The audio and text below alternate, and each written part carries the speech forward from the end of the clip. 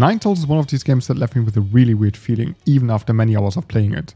There are a lot of things to love here, but some design choices either confused me or downright pissed me off. In Nine Souls we follow Yi on his quest for vengeance, because he was beaten up so bad that he could have wiped the floor with his guts. I won't say too much about the story though, because everything that happens contributes to an overall really unique atmosphere and intriguing world building. But let me say this. Right in the beginning there are incredibly disturbing things going on that really set the tone and managed to suck me in completely, even just 20 minutes into the game. Of course, there is no vengeance without a highly skilled protagonist. Nine Souls takes heavy inspiration from Sekiro in that deflecting incoming attacks is your best chance for victory, and that works super well. The parry not only is as precise as it can get, the damage you take depends on how well you time the parry. So if you're 100% accurate, you don't take damage at all, of course.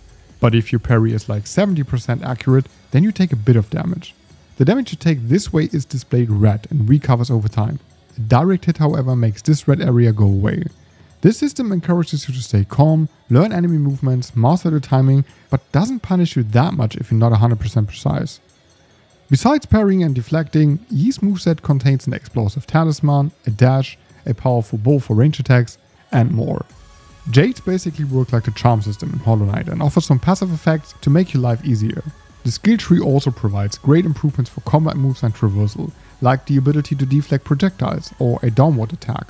Enemy variety is great because every throw requires their own way of approaching them, and there's a great mix of small, easy to handle enemies and some with a bigger health bar and more complex moves. And then of course there are bosses. Overall they offer a great challenge and definitely mark the highlight of Nine Souls combat.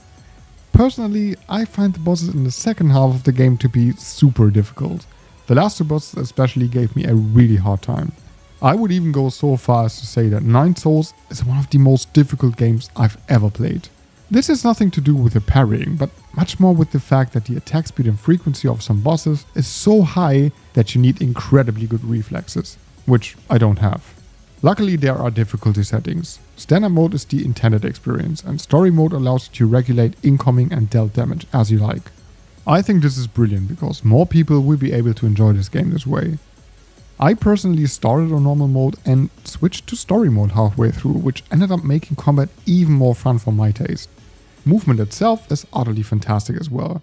Running up walls, shooting yourself forward with a grappling hook and bouncing off certain objects feels super fluid and fun because it's precise and varied. Later on in the game you get even more abilities that make movement extremely satisfying and fun. While this is all great and super enjoyable, there are a couple of things that make it hard to completely fall in love with this game. First and foremost, the map. So the map is super simplistic and doesn't show you the exact layout or position of your character. Instead, the only value of this map is to vaguely indicate where the exit is. There is a way to get a more detailed map though, you just have to find the corresponding map chips. But that can be quite frustrating because in some areas you only find the map chip if you have progressed very far into the area. I think this isn't a good design choice. Rewarding the player with what is standard in most games doesn't really add something to the game. It just changes a frustrating experience to a neutral one and makes exploration unnecessarily frustrating. Progressing the story suffers from this too.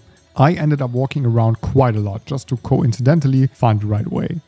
You can go back to the hub, speak to an NPC and get a bit of guidance, yes, but this isn't a very elegant system and for me it disrupted the game's flow.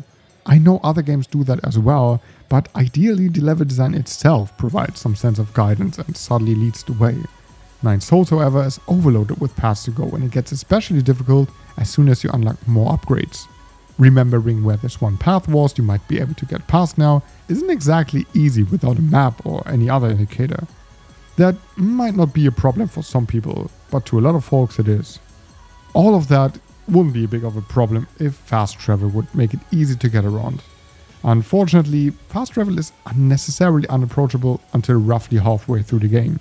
You see, these nodes function as checkpoints, resting and fast travel spots, but at first they only allow you to teleport back to the main hub. From here, there's only a way back to the node you just came from, and all the other nodes aren't available. Later, you unlock the teleport ability that allows you to teleport from the main hub to every node, which, again, is a bit unnecessarily complicated, and it also disrupts the game's flow a bit, but once you get used to it, it's totally fine. Still, for at least half of the game, progression and exploration is quite tedious, especially when you take all the hard-hitting enemies and other obstacles into the equation. One thing that always made this annoying exploration a little better was the incredibly unique and beautiful atmosphere. The art style and animation are simply outstanding and something I've never seen before.